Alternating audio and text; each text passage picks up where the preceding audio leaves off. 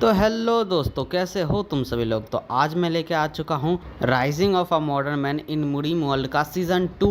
तो जिन जिन ने भी इसका सीज़न 1 नहीं देख रखा है उन सभी को मैं बता दूं, मैंने पूरी सीज़न 1 की एक कंपाइल वीडियो बना करके अपने चैनल पे अपलोड कर रखी है। अगर तुम लोगों ने नहीं देख रखा है तो जा करके पहले उसको देख लेना। तो अब भाई बात करते हैं इस वीडियो की। मैंने सोचा अगर मैं सीज़न 2 की शुरुआत कर ही रहा हूँ तो क्यों ना इसकी 1 घंटे की वीडियो बना के शुरुआत करूँ। इसीलिए भाई तुम लोगों के सामने हाजिर है 1 घंटे का वीडियो। और भाई जो लोग भी इसका लॉन्ग वीडियो चाहते थे उनके लिए भी खुशखबरी की बात है। तो अब बकवास बहुत कर लिया, अब हम आते हैं एपिसोड पे। तो सीज़न 1 की लास्ट में तुम लोगों ने देखा था जो ने सांगरॉक और जिन के मास्टर्स को सबक सिखाने के बाद उनको हाजमे की गोली पॉइजन बता करके खिला दिया था और उसको वापस से ह्यूक्रियन भेज दिया था। ये होने के बाद हमें फैमिली हेड ने नेचर लेवल मार्शल आर्टिस्ट के बारे में बताया था जो कि एक गॉड लाइक एंटिटी के बराबर होते हैं। फिर फैमिली हेड ये बताने के बाद जो से पूछते हैं क्या तुम भी एक नेचर लेवल के मार्शल आर्टिस्ट हो। जो इस पे बोलता है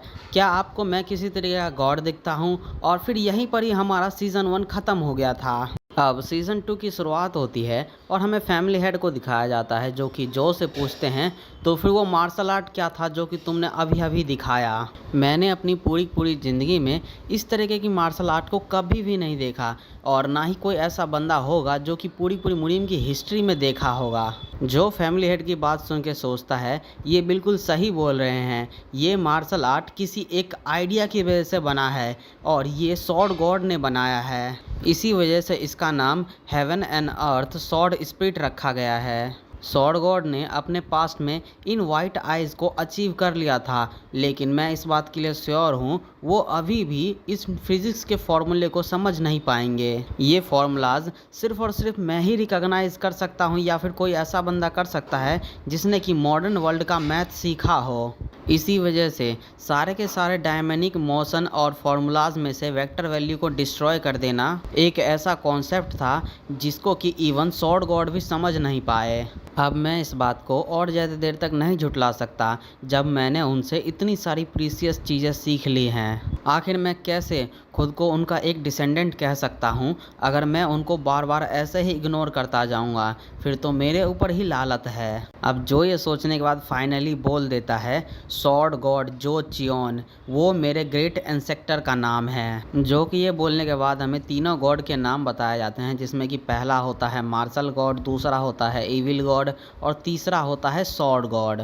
जिनमें से कि मार्शल गॉड और इविल गॉड के जितने भी डिसेंडेंट हैं वो सारे अभी करंटली मुरीम में ही रह रहे हैं। और मार्शल गॉड के क्लैन का नाम है ग्रैंड मार्शल्स क्लैन और इविल गॉड के क्लैन का नाम पड़ चुका है evil God dark demon palace. ये सभी वो लोग हैं जिनको कि गॉड के डायरेक्ट डिसेंडेंट बोला जाता है और इनके पास बहुत ज़्यादा फेम और पावर है और इनको मुरीम के जितने भी लोग हैं वो सारे रिस्पेक्ट और प्रेज करते हैं। लेकिन सॉर्ड गॉड जो कि इन तीनों गॉड्स में से भी बेस्ट थे, उनके पीछे उनके बारे में कोई रिकॉर्ड छूटा ही नहीं। सॉर्ड गॉड ने बस एक सॉर्ड के साथ डार्क इविल सेक्ट को पूरी तरीके से डिस्ट्रॉय करके एनहाइलेट कर दिया जो कि अभी के हेवनली इविल सेक्ट थे बहुत ज़्यादा ही पावरफुल थे। वो एक ऐसे पर्सन थे जिनके जैसे बनने का सपना मुरीम का हर एक सॉर्ड्समैन देखता है। सॉर्ड गॉड ये एक ऐसा लेजेंडरी नाम है जिनके तक पहुंचने का सपना हर कोई देखता है। अब हमें फैमिली हेड को दिखाया जाता है जो कि एकदम हैरान होते हुए बोलते हैं सॉर्ड गॉड क्या तुम सीरियस तो हो। जो बोलता है बिल्कुल। फैमिली हेड बोलते हैं तो फिर वो चीज़ जिसको कि तुम हेवनली सॉर्ड फ्लो बोलते हो। जो बोलता है हाँ बिल्कुल, वो सॉर्ड मार्शल आर्ट है जो कि सिर्फ और सिर्फ सॉर्ड गॉड को ही पता था। इसके बाद फैमिली हेड सोचते हैं हेवनली सॉर्ड फ्लो एक ऐसा वर्ड जो कि स्काई तक को रीच करती है। मैं पहले सोचा करता था ये बहुत ज़्यादा ही एरोगेंट सा नेम है, लेकिन अब जब मुझे पता चला है ये मार्शल आर्ट है सॉर्ड गॉड का तो अब मैं समझ सकता हूँ। फैमिली हेड ये सोचने के बाद फिर बोलते हैं सॉर्ड गॉड का नाम अगर सॉर्ड गॉड जो चियोन है तो फिर क्या ऐसा हो सकता है। जो बोलता है हाँ बिल्कुल, वो हमारे ही फैमिली के एक एंसेस्टर थे। फैमिली हेड बोलते हैं अगर तुम सच में सही बोल रहे हो तो फिर ये हमारे राइटिया सेक्ट के लिए सच में एक बहुत बड़ी बात है। हमें जल्दी से जल्दी मुरीम अलायंस को इन्फॉर्म कर देना चाहिए और जितनी जल्दी हो सकता है उतनी जल्दी इस बात को वेरीफाई करवा लेना चाहिए। जो ये सुन के बोलता है लेकिन मैं ये आइडिया को बिल्कुल भी पसंद नहीं करूँगा। फैमिली हेड बोलते हैं लेकिन क्यों? अगर अलायंस इस बात को वेरीफाई कर लेती है कि तुम सॉर्ड गॉड के डिसेंडेंट हो तो फिर तो तुम एक क्लैन को स्टार्ट कर सकते हो और फिर इसी के साथ बहुत सारे ऐसे मार्शल आर्टिस्ट होंगे जो कि तुम्हारे क्लैन में ज्वाइन होना चाहेंगे। क्या ये तुम्हारे लिए कोई अपॉर्चुनिटी नहीं है जिससे कि राइटियस सेक्ट की एक तुम विंग बन सकते हो? जो बोलता है लेकिन मैं उस बात के लिए श्योर नहीं हूँ। अगर मैं एक क्लैन को बनाऊंगा तो फिर क्या मैं जो फैमिली बिजनेस से उससे ज़्यादा कमा सकता हूँ? फैमिली हेड बोलते हैं नहीं लेकिन मैं ये मानता हूँ अगर तुम एक क्लैन के इंचार्ज होते हो तो तुम्हारे लिए पैसा इम्पोर्टेंट है, लेकिन पैसा ही सब कुछ नहीं होता। क्लैन का ओनर और क्लैन की हिस्ट्री भी मैटर करती है। जो इस पे एक भद्दी सी शक्ल बना के बोलता है नहीं पैसा ही सब कुछ होता है। अब जो ये बोलने के बाद हमें बताता है पैसा ही सबसे बेस्ट होता है क्योंकि इसी एक बकवास सी चीज़ की वजह से मेरे पेरेंट्स के बीच हर दिन फाइट हुआ करते थे और क्योंकि हमारे पास ये बकवास सी चीज़ पैसा नहीं था जिसकी वजह से मेरी मदर को समय पे ट्रीटमेंट नहीं मिल पाया और इसकी वजह से वो मर गई। मेरी गर्लफ्रेंड ने मुझसे ब्रेकअप कर लिया जबकि उसने मेरे से प्रॉमिस किया था हमारे फ्यूचर के लिए, क्योंकि मैं उसके लिए एक प्रॉपर रूम तक नहीं अफोर्ड कर सकता था। मैंने अपने सारे के सारे दोस्त खो दिए क्योंकि मैं उनके लिए एक ड्रिंक तक नहीं खरीद सकता था। और क्या तुम लोगों को पता है मेरा नाम क्या पड़ चुका था? शूलेस, क्योंकि मैं हमेशा ही अपने शू लेसेस को बांध रहा होता था जब भी पेमेंट की बारी आती थी तो। और क्या तुम लोग अपने एक क्लोज फ्रेंड के वेडिंग इनविटेशन से कभी डरे हो? तुम्हें पता भी है वो कितना ज़्यादा मिजरेबल था कि उन लोगों को मैं एक ड्रिंक तक नहीं खरीद के दे सकता था। मैं स्ट्रीट पे लोगों के द्वारा यूज़ करके फेंक दिए गए सिगरेट को स्मोक किया करता था और जब ऐसा करता था तो मेरे आंखों से आंसू आ जाया करते थे ये सोचने के बाद कि मैं अभी कर क्या रहा हूँ। यहाँ पे एक बड़ी ही कॉमन सी चीज़ होती है उन लोगों में जो कि अपनी 20s में ही शादी कर लेते हैं। वो लोग कम से कम अपर मिडिल क्लास के तो होते ही हैं। उन लोगों के पास खुद के पेरेंट्स होते हैं जो कि उनकी शादी के लिए उनको 20 से 30 मिलियन वॉन आराम से दे देते हैं। लेकिन हम जैसे लोगों के बारे में क्या, जिनके ऊपर की 10 मिलियन वॉन से भी ज़्यादा का कर्जा है अपनी कॉलेज की फ़ीस की वजह से।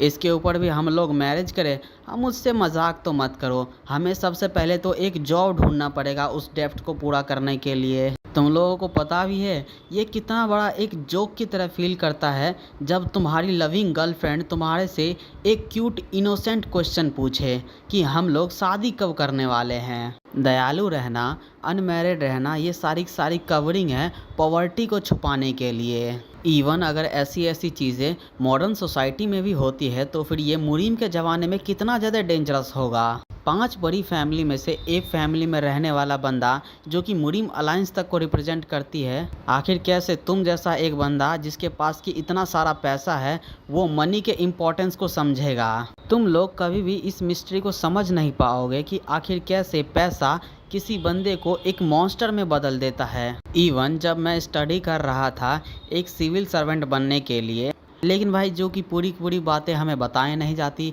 तभी बीच में फैमिली हेड बोलते हैं मुझे लगता है मैं इसमें कुछ कर ही नहीं सकता अगर तुम इसको चाहते ही नहीं हो तो। मैं अभी के लिए अपने रेसिडेंस में वापस जा रहा हूँ और जब मेरे मार्शल आर्टिस्ट तैयार जाएंगे तो मैं तुमको एक लेटर लिख के बता दूंगा। जो ये सुन के बोल देता है ठीक है।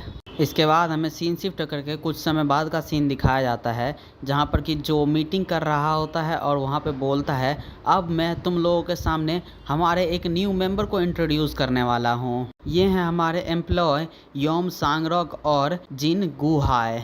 अब जैसे ही जो की बातें वहाँ पे बैठे लोग सुनते हैं वो एकदम ही हैरान हो जाते हैं। जो फिर जिन से बोलता है क्या तुम कम से कम अपने बालों को एक नॉर्मल पर्सन की तरह नहीं बांध सकती? क्या तुम सच में ऐसे ही अपने बालों को खुला रखने वाली हो और दूसरों को डराने वाली हो?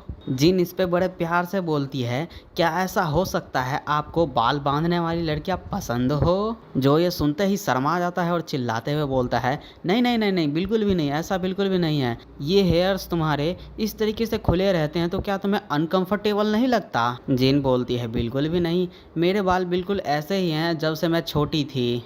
अब जिन के ऐसा बोलने के बाद यहाँ पे एंट्री होती है ह्यून की, और भाई ह्यून की खूबसूरती को देख करके वहाँ पे बैठे सारे के सारे लौंडे शर्मा जाते हैं। ये देख करके जिन चिढ़ जाती है और फिर ये भी अपना बाल बांध के बोलती है अब खुश, जो बोलता है बिल्कुल। अब ह्यून के आ जाने के बाद जो उसका इंट्रोडक्शन देते हुए बोलता है ये है lady Seol Hyun northern ocean से। नॉर्थन ओशियन का नाम सुन के जियांगो और जीगल दोनों ही हैरान हो जाते हैं। जीगल फिर पूछता है क्या तुम आइस पैलेस से हो? जो ये देख करके बोलता है अब तो उस बात को 100 साल होने को जा रहे हैं, क्या तुम अभी भी उसके प्रति हेट्रेट रखते हो? लेकिन जो भी है अभी तुम वर्क प्लेस पे हो तो इसीलिए अपने पर्सनल इमोशन को साइड में रख के बात किया करो, और क्या तुम्हें इसको ग्रीट नहीं करना चाहिए? अब जो से बातें सुनने के बाद ये दोनों ही एकदम इज्जत से अपना अपना इंट्रोडक्शन देते हैं। लेकिन भाई ये सांग रॉक और ये इल रियोंग दोनों ही चिल्लाते हुए बोलते हैं मैं हूँ जांग इल रियोंग, तुमसे मिलकर अच्छा लगा। मैं हूँ योम सांग रॉक, तुमसे मिलकर अच्छा लगा। लेकिन भाई ह्यून इन दोनों को एक पैसे तक का भाव नहीं देती।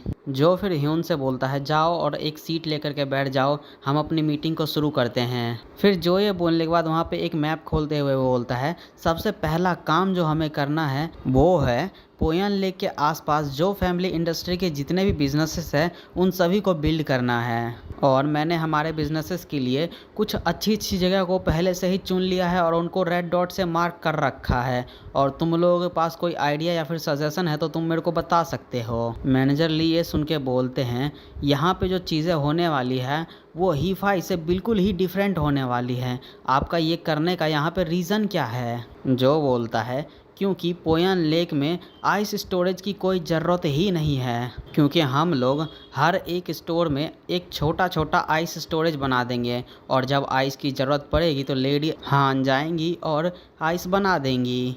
जो कि इस आइडिया से वहाँ के सभी लोग खुश हो जाते हैं। फिर मैनेजर ली बोलता है हम ये काम करके बहुत सारा पैसा बचा लेंगे, हमारे पास फंड की कमी पड़ रही थी इसलिए मैं अब तक चिंता में था, लेकिन ये मेरे लिए सच में एक बहुत बड़ी न्यूज़ है। लेकिन ये जगह मेरे को नहीं लगता सच में हमारे काम के लिए अच्छी है, क्योंकि ये प्लेस कैरेज स्टेशन से बहुत पास में है। अगर आप इस जगह को लेते हैं तो ये 100% श्योर है हमारा कभी ना कभी ऑफिशियल के साथ फाइट हो ही जाएगा। ये सच में हमारे लिए कोई अच्छा सिचुएशन नहीं होगा, जबकि हम अभी अभी शुरुआत ही करने वाले हैं। फिर पीछे से जीगल बोलता है मुझे लगता है ये बहुत ज़्यादा ही सिंपल है। ईलोंग बोलता है आप चिंता किस बारे में कर रहे हैं? जो जीगल की बात पे बोलता है क्या यहाँ पे कोई सोल्यूशन है? ईलोंग बोलता है आपने जितने भी रेड मार्क्स कर रखे हैं वो सारे के सारे तो हमारे ही लैंड हैं, तो फिर ये पोर्ट भी हमारा होगा। एक कैरेज स्टेशन के पास ऑफिशियल्स और एक पोर्ट ज़रूर ही होना चाहिए। अगर हम पोर्ट के लिए कुछ एक्सक्यूज़ बना ले और इसको कुछ महीने के लिए बंद कर ले तो उनके पास और कोई चॉइस नहीं होगा कोई दूसरे प्लेस पे मूव करने के अलावा। जो ईलोंग की आइडिया सुन के एकदम हैरान हो जाता है। फिर जीगल से पूछता है क्या आपके पास कोई सोल्यूशन है मिस्टर जीगल? जीगल इस पे चिल्लाते हुए बोलता है अबे तू क्या है?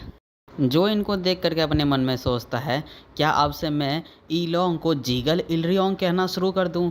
क्या होता अगर ईलोंग को कोई राइटियस बंदा पालता और ये एक प्रेस्टीजियस फैमिली में पैदा होता? मैं सच में ये सोच के भी हैरान हो रहा हूँ तब ये बंदा क्या बन जाता। मैंने नैनगोम जियांगो और जीगल उनके फुल पोटेंशियल को तो अभी तक नहीं देखा है, लेकिन मैं इलरियोंग से कन्विंस हो चुका हूँ कि ये उनसे तो ज़्यादा ही यूज़फुल है। यहाँ पर सच में इसके ओवरवेलमिंग मसल्स के पीछे बहुत बड़ा एक ग्रेट विजडम छुपा है। अब जो के बाद हमें जीगल का भी सीन दिखाया जाता है जो कि अपने मन में सोच रहा होता है यह सच में आसान नहीं है, बस एक बार ही इतने बड़े पोयन लेक के मैप को देख करके इतना अच्छा ट्रिक सजेस्ट कर देना। मैंने खुद ने ज्योग्राफी और मिलिट्री स्ट्रेटजी को लगभग 10 सालों से पढ़ता हुआ आ रहा हूँ, लेकिन मेरे लिए भी ये प्रॉब्लम ज़्यादा ही डिफ़िकल्ट है। अब भाई जो बोलना शुरू करता है अब जब हमें एक अच्छा आइडिया मिल चुका है तो फिर हम जो पहले से ही प्रिपेयर कर रहे थे पोर्ट को बनाने की, तो फिर हम इसकी शुरुआत कर सकते हैं। हम लोग अभी के लिए जो क्लैन का जो ट्रांसपोर्टेशन वाला प्लान था उसको रोक देते हैं। मैनेजर ये सुन के बोलता है क्या ये इलस्ट्रेशन होगा स्टील वर्कर्स के लिए? जो बोलता है बिल्कुल सही, जैसा कि हमने पहले किया था हम इसमें भी अपना सब कुछ दे देंगे एक मजबूत पिलर बनाने के लिए, जिससे कि ये इतने बड़े वेट को आसानी से सह सके। और प्लीज़ अभी के लिए स्टील वर्कशॉप को पूरी तरीके से इसी के ऊपर फोकस करने दीजिएगा। मैनेजर ली इस पे पूछता है, आखिर आप कितने ज़्यादा वेट के बारे में बात कर रहे हैं? जो बोलता है एटलीस्ट 6 टन। मैनेजर 6 टन की बात सुन के कन्फ्यूज़ होते हुए जो से बोलता है, सॉरी आपसे ये पूछने के लिए, क्या आप प्लानिंग कर रहे हैं एक बिल्डिंग को स्टील पिलर्स के साथ बनाने का? जो बोलता है, हम तो इसको तब तक सीक्रेट रखने वाले थे जब तक कि हमारा स्टील पिलर बन के तैयार नहीं हो जाता, लेकिन मैं तुम्हें अभी बता देता हूँ, मैं अभी प्लानिंग कर रहा हूँ एक घर को बनाने का जिसमें कि 10 से भी ज़्यादा फ्लोर होंगे। अब जैसे ही ये लोग 10 से भी ज़्यादा फ्लोर का नाम सुनते हैं, ये सारे के सारे शौक हो जाते हैं, क्योंकि भाई मुड़ी में अब तक सिर्फ और सिर्फ लकड़ियों के ही घर बनते आ रहे हैं और लकड़ियों के घर से मैक्सिमम 5 से 6 फ्लोर ही बनाए जा सकते हैं। इस वजह से भाई ये लोग इतने ज़्यादा शौक हो रहे हैं। अब मैनेजर ली हमें बताता है, 100 साल पहले old master of engineering Moyong Yong हाक को प्रेज़ किया गया था सेंट्रल प्लेन्स में बेस्ट इंस्टीट्यूशनल सिविल इंजीनियर के नाम से। इसके साथ ही जिन फ्लोरों को उन्होंने बनाने में अपनी पूरी ज़िंदगी लगा दी, लेकिन फिर भी वो ज़्यादा से ज़्यादा 6 फ्लोर की ही बिल्डिंग बना पाए, जिनको बनने में 7 साल लगा था। अब मैनेजर ली जो से बोलता है, अगर हम सच में इन स्टील के पिलर को बना भी ले तो फिर हम इसमें इतने ज़्यादा होने वाले खर्चे को कहाँ से लाएंगे? लेकिन उसमें भी बड़ी बात, हमारे पास वो ग्रेट मैन नहीं है जिनको कि सेंट्रल प्लेन्स में सबसे ज़्यादा बेस्ट इंजीनियर कहा जाता था। जीगल जैसा ही सेंट्रल प्लेन्स के सबसे बेस्ट इंजीनियर का नाम सुनता है, वैसे ही ये ट्रिगर हो जाता है और गुस्से में बोलता है, आपने जो अभी बात कही वो बहुत ज़्यादा रूड है जीगल फैमिली के किसी बंदे के सामने।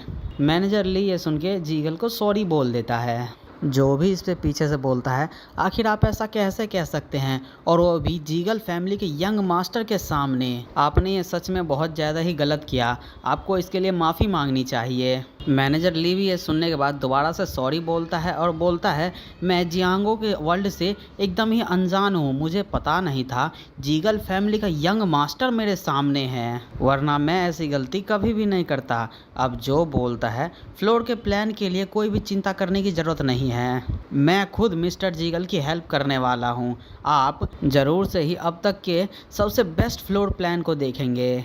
मैनेजर बोलते हैं, हाँ वो तो ठीक है, लेकिन यहाँ पे एक ही नहीं है बस। जो ये सुन के हंसते हुए बोलता है, अभी के लिए मैं 20 बिल्डिंगें बनाने वाला हूँ। मैनेजर ये सुनते ही शॉक हो जाता है। 20 घरों को बनाना, और वो भी 10 फ्लोर से भी ज़्यादा। हमारे लिए इनमें से एक को ही बनाना एक बहुत बड़ा कदम था, और बस हमें एक स्टील के पिलर बनाने में ही इतना ज़्यादा खर्चा आ रहा है। मैं ये सोच के भी हैरान हो रहा हूँ कि हमें एक घर को बनाने के लिए कितने ज़्यादा पिलर्स की ज़रूरत पड़ेगी। अगर मैं इसको रफली भी कैलकुलेट करूँ तो कम से कम 100 पिलर्स से तो ज़्यादा लग ही रहे हैं। मैं ये सच में इमेजिन भी नहीं कर पा रहा हूँ हमें कितने ज़्यादा पैसों की ज़रूरत पड़ेगी इतने सारे स्टील पिलर्स को बनाने के लिए, और इसके ऊपर भी हम लोग 10 से भी ज़्यादा ऊपर मंजिला वाली बिल्डिंग बना रहे हैं। मैनेजर ये सोचने के बाद बोलता है, क्या हमारे पास फंड तैयार है? जो बोलता है, मेरे पास इसके लिए एक प्लान है। मैनेजर ये सुन के सोचता है, हाँ बिल्कुल, ये कोई ना कोई तरीका तो फाइंड कर ही लेंगे जिससे कि इनको इनफ सिल्वर मिल जाए, लेकिन अब मैं इनसे ये पूछने के लिए घबरा रहा हूँ कि ये सिल्वर्स आएंगे कहाँ से। मैनेजर ली के मन के सवालों का जवाब जीगल देता है ये बोल के, क्या ह्यूक्रियन चियोन इतने ज़्यादा सिल्वर्स को हमें देगा? जो ये सुन के एकदम कैजुअली बोलता है, अगर वो लोग ऐसा नहीं करेंगे तो फिर वो लोग करेंगे क्या? अगर वो लोग वैसा नहीं करते हैं जैसा कि मैं कहता हूँ, तो फिर वो लोग कंसिक्वेंसेस को बिल्कुल भी हैंडल करने के लायक ही नहीं बचेंगे। और मैं ऐसा भी कर सकता हूँ कि मैं पैलेस ओनर के पास जाऊँ। जीगल इस पे पूछता है, कौन पैलेस ओनर, और उसके पास क्यों? जो बोलता है, गैंगसियो पैलेस का हेड, जो कि रिलेटिव है हुएंग ह्यून का, जो कि मेंबर है मैटरनल साइड से इंपीरियल फैमिली का। भले ही वो कोई भी क्यों ना हो, वो ह्यूक्रियन चियोन हो या फिर गैंगसियो पैलेस का हेड, ये दोनों ने ही एक साथ काम किया है इंपीरियल फैमिली के आर्मरी से गन पाउडर और कैनन्स को चुराने में। अगर यहाँ पे कोई एक भी एक्सपोज होता है तो दोनों ही नीचे जाएंगे। अब जब हमने इसके बारे में बात कर ही लिया है तो चलो अब ये कर ही लेते हैं। ये भड़वा एम्परर जो कि सेंट्रल प्लेन्स का हेड है या फिर जो कोई भी है, अगर उनको हम एम्परर को लेकर के धमकी देंगे तो उनके पास हमारी बातों को मानने के अलावा और कोई चॉइस ही नहीं रहेगा। जो की बातों को सुनने के बाद मैनेजर घबराते हुए बोलता है, हम लोग एम्परर के बारे में बात कर रहे हैं, उनके बारे में तो कम से कम आप इज्जत से बात कीजिए। जो इस पे बोलता है, अगर किसी बंदे की ज़रूरत किसी जगह पे है और वो वहाँ पे नहीं है तो फिर उसको बैकलैश का सामना करना पड़ेगा। ये रूल हर किसी के लिए समान होता है, भले ही वो एम्परर ही क्यों ना हो। आखिर वो कैसे अपने मैटरनल रिलेटिव्स को अपनी मर्जी से जो मर्जी चाहे वो करने को दे रहा है। उसको पता होना चाहिए कि उसको अपने घर वालों को किस तरीके से कंट्रोल करके रखना है। तभी जियांग हो जो का मुंह बंद करते हुए बोलता है, यहाँ पे बहुत सारे ऐसे कान हैं जो कि आपको सुन सकते हैं सर। जो इस पे जियांगो का हाथ हटाते हुए बोलता है, मैं अपने एम्प्लॉयज़ को अपने फैमिली के जैसा ट्रीट करता हूँ। मैं इस बात के लिए डाउट करूँगा कि इस रूम में जितने भी लोग प्रेजेंट हैं उनमें से कोई ट्रेडर निकले। जो कि फैमिली वाली बातों को सुन के इसके एम्प्लॉयज़ का शकल तो देखो भाई, इन लोगों से जो कुत्तों की तरह काम करवाता है और इनसे एक्सपेक्ट कर रहा है कि ये लोग इनको एक फैमिली की तरह ट्रीट करें। अब हम जो पे आते हैं जहाँ पे वो बोलता है, आपको सबसे पहले तो इस इलस्ट्रेशन को ले लेना चाहिए।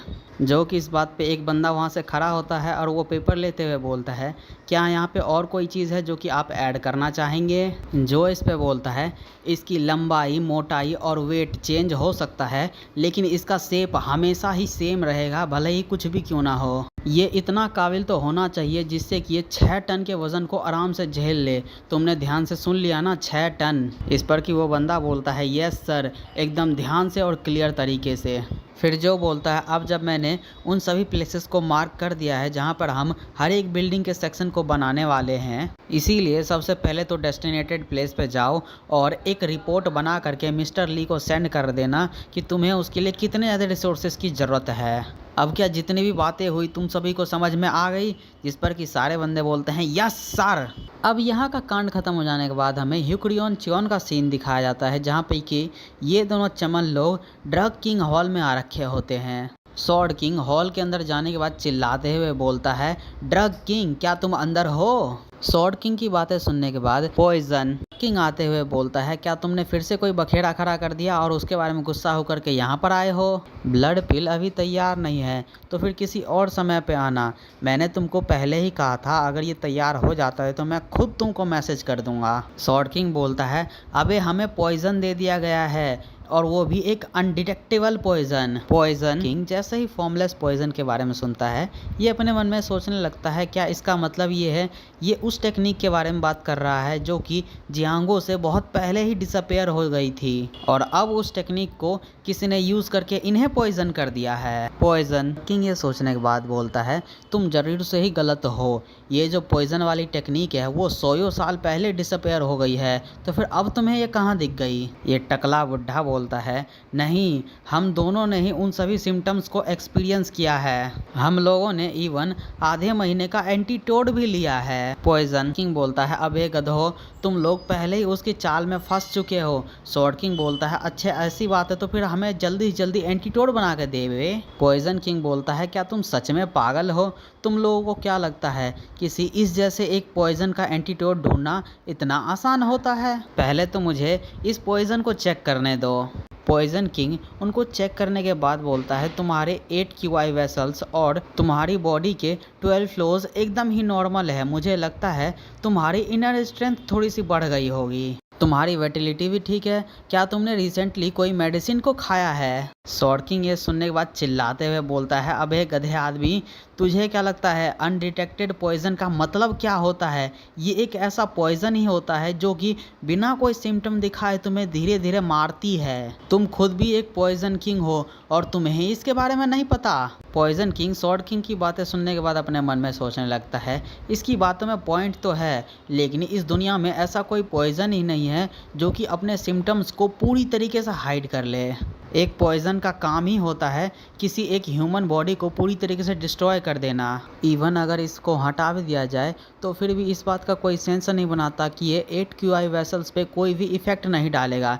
ऐसा कोई पॉइजन ही नहीं है जो कि ऐसा ना करता हो। स्वॉर्ड किंग इसके बाद चिल्लाते हुए बोलता है, हम लोग इस बात के लिए श्योर हैं कि हम लोगों को किसी तरीके से पॉइजन किया गया है।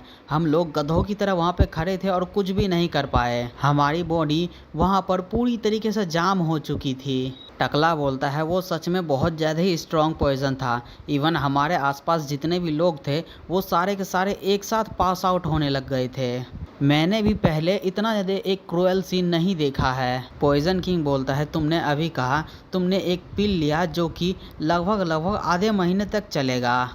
स्वॉर्ड किंग बोलता है, हाँ बिल्कुल। पॉइजन किंग बोलता है, वो ऐसा हो सकता है कि वो एंटीटोड ना हो। स्वॉर्ड किंग घबराते हुए बोलता है, अबे क्या बोल रहा है तू?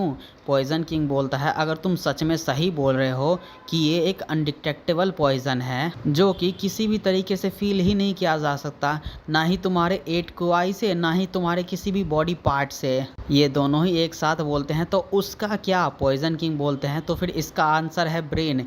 ये जो अनडिटेक्टेबल पॉइजन है वो तुम्हारे ब्रेन को पॉइजन कर रही है। इसी वजह से तुम लोगों की वेटिलिटी सडनली इंक्रीज हो गई। क्या तुम लोगों को अभी भी समझ में नहीं आया? स्वॉर्ड किंग घबराते हुए बोलता है, अबे तू क्या बकचोदी कर रहा है? पॉइजन किंग बोलते हैं, जो एंटीटोड तुम लोगों ने खाया वो एक्चुअली में एक पॉइजन था जिससे कि तुम कुछ समय के लिए एकदम क्लियरली सोच और देख पाओगे। अब भाई जैसे ही ये लोग टर्मिनल लूसिडिटी का नाम सुनते हैं, इनकी पहले से ही फटी होती है और भी ज़्यादा फट के चार हो जाती है। बुढ़ा बोलता है, अबे तेरे कहने का मतलब क्या था? हम तो एकदम एक्सट्रीमली हेल्दी, एकदम फिट हैं। पॉइजन किंग बोलता है, यहाँ पे ऐसा कोई एंटीटोड ही नहीं है उस वाले पॉइजन के लिए जो कि ब्रेन को डैमेज करती है। यहाँ पर ऐसा एक ही केस है जहाँ पे एक ग्रेट मास्टर ने किसी बंदे के पॉइजन को पूरी तरीके से जला दिया था जो कि उसके ब्रेन में चला गया था, लेकिन वो बंदा क्योर होने के बाद पूरी तरीके से पागल हो चुका था। आखिर तुम कैसे किसी को ह्यूमन भी कह सकते हो जिसने कि अपने दिमाग को ही खो दिया हो सर्वाइव करने के बाद? बुढ़ा ये सुन के चिल्लाते हुए बोलता है, अबे हमें तो उस तरीके से मत देख। स्वॉर्ड किंग बोलता है, अबे हमें उस तरीके से ट्रीट तो मत कर जो कि पहले ही मर चुके हैं, हमें कोई सॉल्यूशन दे। पॉइजन किंग बोलता है, अभी के लिए बस एक ही चीज़ है जो कि मैं तुम लोगों को कह सकता हूँ। तुमने जो अभी एंटीटोड लिया वो कोई एक दूसरा ही पॉइजन होगा जो कि तुम्हारे बॉडी के पोटेंशियल को कुछ समय के लिए बढ़ा देगा। अभी तुम्हारे पास एक ही उम्मीद की किरण बची है। जिस बंदे ने तुम्हें पॉइजन किया है वो बंदा तुम्हारे ऊपर थोड़ी सी मर्सी दिखाए। स्वॉर्ड किंग बोलता है, वो हमारे ऊपर दया दिखाए? पॉइजन किंग फिर कंटिन्यू करते हुए बोलता है, सबसे बेसिक रूल, जो बंदा पॉइजन यूज़ करता है उस बंदे के पास उस पॉइजन का एंटीट्यूड होना ही चाहिए, क्योंकि हो सकता है कभी कभी वो खुद से ही खुद को हार्म कर ले। अगर तुम उस बंदे के पास जाओगे जिसने कि तुम्हें पॉइजन दिया है, उसके पास ज़रूर से ही एंटीटोड होगा या फिर उसको क्योर बनाने के तरीके के बारे में पता होगा। ये सुनते ही ये दोनों अपने मन में सोचते हैं, लो भाई हमारे तो लग गए, हमारे साथ क्या होगा, हम लोग जिएंगे या फिर मरेंगे, वो सारे की सारी चीज़ें वो बंदा ही डिसाइड करेगा। तो अब भाई साहब मेरी तरफ से तुम लोगों को एक एडवाइस है, तुम लोग कभी भी ऐसे फर्जी डॉक्टर पे मत जाना जो कि किसी भी बात को बतंगड़ बना के बता देगा, क्योंकि भाई तुम देख ही सकते हो वो पॉइजन किंग इतना ज़्यादा नॉलेजेबल है, उसको पता है इस दुनिया में ऐसा कोई पॉइजन है ही नहीं जो कि अपने पीछे निशान ना छोड़ती हो। ये पता होने के बावजूद वो अपना अपना अजम्पशंस लगाए जा रहे हैं। अब चलो भाई, इस बंदे की बेइज्जती बहुत हो गई, लेकिन जो भी हो, बंदा एक पॉइजन मास्टर तो है, लेकिन बस इसको थोड़ी सी नॉलेज की कमी है। अब भाई बेइज्जती बहुत हो गई। Now back to the conversation. Poison king sword king से बोलते हैं, मुझे ये बताओ वो बंदा है कौन जो कि एक अनडिफीटेबल भी है और इसके पास एक अनडिटेक्टेबल पॉइजन भी है? क्या वो डांग क्लैन का कोई वॉरियर है या फिर कोई और क्लैन का वॉरियर है? स्वॉर्ड किंग बोलता है, अबे हमें नहीं पता, और तुम मुझसे ये मत कहियो कि ये सारी बातें तू पूरी तरीके से फैला के रख देगा। पॉइजन किंग इस पे बोलते हैं, तुम जैसे पागलों के अलावा मुझ जैसे एक बुढ़े आदमी से कौन ही मिलने आएगा। इसके बाद हमें पहली बार जीगल फैमिली का सीन दिखाया जाता है, जहाँ पर कि जीगल फैमिली का हेड जीगल म्योनग्युंग बैठ रखा होता है। तभी एक सर्वेंट आती है और बोलती है, सर आपका बेटा आपसे मिलने के लिए आया है। जीगल हेड बोलते हैं, उसको अंदर आने दो। अब इसका बेटवा जब अंदर आ जाता है तो इसको ग्रीट करता है। फिर जीगल हेड बोलता है, क्या काम है बताओ। बेटवा बोलता है, ये उनके बारे में है। जीगल हेड इसके बाद जीगल के बारे में रिपोर्ट पढ़ने लगते हैं, जहाँ पर कि उसमें लिखा होता है वो जैसे ही इंस्पेक्टर बना वो अपने आप से ही काम करने लगा। वो जितने भी मुरी मलाइन से ऑर्डर आता उन सभी को इग्नोर कर देता। जीगल हेड अब जैसे ही उस पूरी रिपोर्ट को पढ़ लेते हैं, ये गुस्से में चिल्लाते हुए बोलते हैं, ये क्या बकवास है। फिर अपने मन में सोचने लगते हैं, अगर ये सीधे से हमारे पास तेजी में भागता हुआ आता और हमसे माफ़ी मांग लेता तो वो ठीक होता, लेकिन मैं पहले से ही इसके जॉब को छोड़ देने के प्रेशर की वजह से मारा जा रहा हूँ और अब ये सडनली मेरे को बोल रहा है उसको 20,000 कॉइन की ज़रूरत है। 20,000 गोल्ड कॉइन, ये इतना पैसा है जो कि हमारी पूरी फैमिली एक साल में कमाती है, लेकिन ये चाहता है ये सारा का सारा पैसा जो क्लैन में इन्वेस्ट कर दे। नैनगोम फैमिली इंडस्ट्री के साथ साथ अलायंस भी इनके ऊपर नज़र रखे जा रही है, तो फिर क्यों ये उन नैनगोम बास्टर्ड्स के ऊपर इन्वेस्ट करना चाहता है। अपने बाप को ऐसा गुस्सा देख करके बिटवा भी बोलता है, फादर क्या मैं भी इसको पढ़ सकता हूँ। फिर ये बिटवा भी जैसे उस रिपोर्ट को पढ़ लेता है, ये भी चिल्लाते हुए बोलता है, ये क्या बकचोदी है, फादर मेरे को ऑर्डर दीजिए, मैं अभी कभी ऑन ही जाता हूँ और उनको घसीट करके यहाँ पर लेकर के आता हूँ। जीगल हेड इस पे बोलते हैं, अबे पहले एक जगह शांति से बैठ जा। जीगल हेड अपने बिटवे को शांत करने के बाद अपने मन में सोचने लगते हैं, जीगल उन ने कभी भी अपना इंटरेस्ट किसी और चीज़ के लिए दिखाया ही नहीं, पढ़ाई, मैजिक सर्किट्स और इंजीनियरिंग के अलावा। उस जैसा एक बच्चा जिसने कि अलायंस के एक इंस्पेक्टर होने का पोस्ट को भी छोड़ दिया बस जो क्लैन में शामिल होने के लिए, जो कि नैनगोम फैमिली से जुड़ी हुई है। जहाँ तक कि मुझे पता है जीगल उन ऐसा कोई बच्चा नहीं है जो कि कोई भी चीज़ बिना किसी रीज़न के करेगा। जीगल हेड ये सोचने के बाद अपने बिटवा से बोलते हैं, क्या तुम्हें याद है उनने हमसे क्या कहा था मार्शल कॉन्टेस्ट के बाद। बिटवा बोलता है, आपका मतलब वो बंदा जिसका नाम जो हुआई है। जीगल हेड बोलते हैं, बिल्कुल वही स्लीपिंग ड्रैगन जिसके बारे में कि उन बात कर रहा था, स्लीपिंग ड्रैगन ऑफ आनहुई। उनने मेरे को इसके बारे में बताया था, ये उन सभी बंदों से ऊपर है जिन बंदों से जीगल अब तक मिला है, भले वो मार्शल आर्ट में हो या फिर नॉलेज में हो या फिर कोई आर्ट में हो, वो बंदा सारे के सारे फील्ड में मास्टर है। बिटवा बोलता है, वो तो सारी बकवास है, इस जैसे एज में हर एक बंदा आसानी से एक्साइटेड हो जाता है नई चीज़ों के लिए। ये ज़रूर से ही ऐसा हुआ होगा जैसे ही जीगल ने उसको पहली बार देखा उसको कुछ नया एक्सपीरियंस हुआ होगा जिसके बारे में कि उसको पहले पता नहीं होगा। मेरे को लगता है बस उसके बारे में बढ़ा चढ़ा के बताया जा रहा है। जीगल हेड बोलते हैं, लेकिन वो दोबारा से उससे मिलने के लिए सब कुछ छोड़ करके चला गया। लेकिन जो भी हो, जीगल उन हम सभी से ज़्यादा रीज़नेबल है हर एक काम में। यहाँ पे जरूर से ही एक रीज़न होगा जिसकी वजह से उसने इतने सारे ट्रबल को कॉज किया है। तुम खुद से जाओ और देखो ये जो हुआई किस तरीके का बंदा है। बिटवा बोलता है, यस फादर, मैं ये करके दिखाऊंगा। जीगल हेड बोलते हैं, मैं जनरल मैनेजर से कह दूंगा तो इसीलिए अपने साथ कुछ गोल्ड कॉइन भी लेकर के जाना। बिटवा इस पे बोलने की तो कोशिश करता है, लेकिन फादर। तभी जीगल हेड बोलते हैं, ये जो बंदा है जो हुआई, इसने पूरी तरीके से हीफाई को अपने आप में स्वेलो कर लिया है, बस अपने बिजनेस के साथ ही, और वो भी कुछ ही सालों में। उसकी वर्थ एक बिजनेसमैन के हिसाब से देखते हुए मैं तुम्हें ये इन्वेस्टमेंट को लेकर के डिसीजन लेने का अधिकार देता हूँ, लेकिन उनके लिए नहीं। ये ऑर्डर सुनने के बाद बिटवा भी बोलता है, यस फादर, जैसी आपकी आज्ञा। इसके बाद हमें ह्यूक्रियन च्योन का पैलेस का सीन दिखाया जाता है, जहाँ पे एक बंदा अनाउंस करते हुए बताता है, गोस्ट मास्क वाला कमीना दोबारा से वापस आ चुका है और वो पहले के ही जैसे अकेले ही आया है। ह्यूक्चियोन ये सुन के अपने मन में सोचता है, मैं इसके रेकलेसनेस से इम्प्रेस हो गया। ये ह्यूक्रियन च्योन में अंदर बाहर ऐसे कर रहा है जैसे कि इसका ये खुद का घर हो। ये सोचने के बाद ह्यूक्चियोन बोलता है, क्या डार्क क्लैन के जितने भी असैसिन्स थे उसको फिर से डिटेक्ट नहीं कर पाए। इस पर कि वो मैसेंजर बोलता है, हाँ सर, वो लोग नहीं कर पाए। ह्यूक्चियोन ये सुनने के बाद बोल देता है, चलो ठीक है, उसको अंदर ले आओ। ये सुनने के बाद बंदा तेजी में जाता है और जो को अंदर भेज देता है। जो फिर अंदर आते हुए बोलता है, तुम कैसे हो ह्यूक्चियोन। ह्यूक्चियोन जो के टोन को देख करके अपने मन में सोचता है, ये पहले जैसा ही एकदम मॉक करने की आवाज़ में मेरे को बोल रहा है, ये बिल्कुल भी नहीं बदला। ये सोचने के बाद ह्यूक्चियोन जो से बोलता है, ये बकवास अगर तू करता रहा तो तेरा ये जो गला है तेरे गर्दन पे बिल्कुल भी सही सलामत नहीं रहेगा, ये कभी भी कट के गिर सकता है।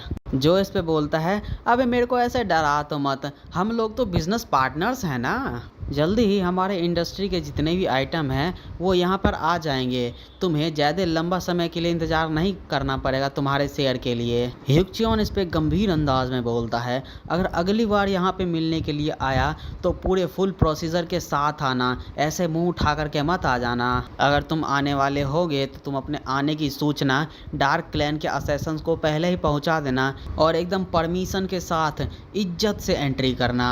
जो बोलता है, अगर मुझे ऐसा करना है तो फिर मुझे अपने मास्क को रिमूव करना पड़ेगा, लेकिन मेरे कोई इंटेंशंस नहीं है अपने मास्क को उतारने का। ह्यूक-च्योन ये सुनने के बाद अपनी ऑरा को निकालते हुए बोलता है, तुम्हें क्या लगता है मैं तुम्हारे ये पैथेटिक से मास्क को उतार नहीं सकता? जो बोलता है, मुझे लगता है मैंने तुम्हें इसके बारे में पहले ही बता दिया है। जब भी मैं यहाँ पे विज़िट करने के लिए आता हूँ मैं पहले से ही एक मैसेज को प्रिपेयर करके इम्पीरियल फैमिली को भिजवा देता हूँ, तो इसीलिए किसी भी वजह से मैं यहाँ से 4 घंटे में नहीं निकला तो फिर ये न्यूज़ एम्परर तक पहुँचा दी जाएगी। ह्यूक-च्योन जैसे ही भाई जो की ये बात सुनता है इसका सारा का सारा गुस्सा मुंह में बह के निकल जाता है। फिर ये एकदम इज्जत से बोलता है, अब तुम यहाँ पे किस लिए आए हो? जो इस पे एकदम खुशी में बोलता है, मैं तुमसे यहाँ पे 1 लाख गोल्ड कॉइन उधार लेने के लिए आया हूँ। जैसा कि तुम्हें पता ही होगा मैं यहाँ पे बहुत सारा पैसा इन्वेस्ट करने वाला हूँ, लेकिन मुझे और भी ज़्यादा पैसे की ज़रूरत पड़ रही है। लेकिन तुम लोग चिंता मत करना, मैं एकदम समय समय पर तुम्हें इंटरेस्ट देता रहूँगा। अब भाई जैसे ही वहाँ के आसपास के लोग जो कि इस बात को सुनते हैं, जो को गंदी गंदी माँ बहन की गालियाँ देने लगते हैं। जो इनको देख करके बोलता है, अबे तुम लोगों को क्या दिक्कत हो गई? तुम लोग जल्दी ही हमारे बिजनेसेस से और भी ज़्यादा पैसा कमाने वाले हो। इसको बस इस तरीके से सोचो कि तुम उन सभी आइटम के पैसे एडवांस में दे रहे हो। अगर तुम सच में बहुत ज़्यादा ही जेनरस रहे तो मैं ये मेक श्योर करूँगा तुम्हें इंटरेस्ट के साथ साथ और भी एक्स्ट्रा आइटम भी दूँ। ह्यूक-च्योन ये सुनते ही हेवनली डार्क असैसिन को बुला लेता है। ये बंदा जैसे ही ऑर्डर को सुनता है वैसे ही छत से वैनम की तरह टपकता है और सामने आकर के खड़े हो जाता है। अब भाई इस बंदे के सामने आ जाने के बाद हमें इसके बारे में बताया जाता है, ये एक ऐसा बंदा है जिसको कि ह्यूक-च्योन के लीडर का शैडो कहा जाता है। ये बंदा ह्यूक-च्योन लीडर के ठीक अंडर में काम करता है और ऐसे रूमर्स भी है आयरन फिस्ट किंग जो कि 8 किंग्स का लीडर भी है वो तक इससे घबराता है। अब ह्यूक-च्योन उस बंदे को ऑर्डर देता है, जितने भी असैसिन टीम हैं उन सभी को पोर्ट पे वापस बुला लो और उन सभी को ऑर्डर दे दो जो भी नॉर्थ की तरफ जा रहे हैं उन सभी को रोक ले। असैसिन भी ये सुनने के बाद बोलता है, यस सर। ह्यूक-च्योन ये ऑर्डर देने के बाद अपनी जगह से खड़ा होता है और तलवार को म्यान में से बाहर निकालने लगता है। जो ये देख करके बोलता है, क्या तुम सच में प्लानिंग कर रहे हो मुझे मारने की? तुम लोग तो सच में एक बहुत बड़े बेवकूफ़ हो। जो ये बोलने के बाद अपने उसी एनर्जी प्रेशर को रिलीज़ करता है और फिर बोलता है, तुम लोग ये सोच क्यों नहीं पा रहे जो बंदा तुम्हारी चीज़ों को ऐसे बर्बाद कर सकता है वो इतनी आसानी से उसको लेकर के भी जा सकता है। अब भाई जिन को जो कि इस टेक्निक का नाम नहीं पता जिससे कि ये प्रेशर क्रिएट करता है वो ये नाम पढ़ सकते हो। इसके बाद हमें उन सभी चूतियों का सीन दिखाया जाता है जो कि बहुत ज़्यादा ही बकलोली कर रहे थे थोड़े समय पहले। अब उन लोगों की टट्टी निकल रही होती है जो कि उस प्रेशर से। जो इस सिचुएशन को देख करके अपने मन में सोचता है, ये हमेशा से ही मेरे साथ ही क्यों होता है? वहाँ उस इन में भी और इवेंट के समय भी हमेशा ही मेरे को अपने स्ट्रेंथ को ही क्यों दिखाना पड़ता है? सारी चीज़ें बातें से सॉल्व क्यों नहीं होती? मैंने सोचा अगर मैं इनको थोड़ा सा डरा धमका दूंगा तो वो काम कर जाएगा, लेकिन मैंने ये बिल्कुल नहीं सोचा था कि ये पोर्ट को ही ब्लॉक करने का ऑर्डर दे देगा। ये चमन लोग मेरी बातों को ढंग से क्यों नहीं सुनते? अब हमें ह्यूक-च्योन का सीन दिखाया जाता है जो कि इस टेक्निक को देखने के बाद फाइनली रियलाइज़ करता है ये नैनगॉम का काम नहीं है बल्कि ये जो का काम है। और हाँ भाइयों, यहाँ पे जितने भी लोग हैं उन सभी ने बस जो के मास्क वाले फेस को ही देखा है, जो कि रियल फेस को नहीं देखा है। और ये सारे के सारे लोग जो को मास्क वाला बंदा बोल रहे हैं, लेकिन मैं जो को जो के नाम से ही बुला रहा हूँ, तो तुम लोग समझ जाना। नाउ बैक टू द ह्यूक-च्योन, जहाँ पे वो सोचता है आखिर मैं इस सिचुएशन को किस तरीके से समझूं? मैं खुद भी इसके प्रेशर के सामने खड़ा नहीं हो पा रहा हूँ। क्या ये सच में किसी तरीके का मार्शल आर्ट है, या फिर ये वेस्टर्न एपोस्टेसी का कोई सॉर्सरी है, या फिर heavenly divine saint spirit absorbing technique? ये कुछ ऐसे टेक्निक हैं जिसकी वजह से कुछ इल्यूजन या फिर हिप्नोसिस कर सकते हैं लोगों को।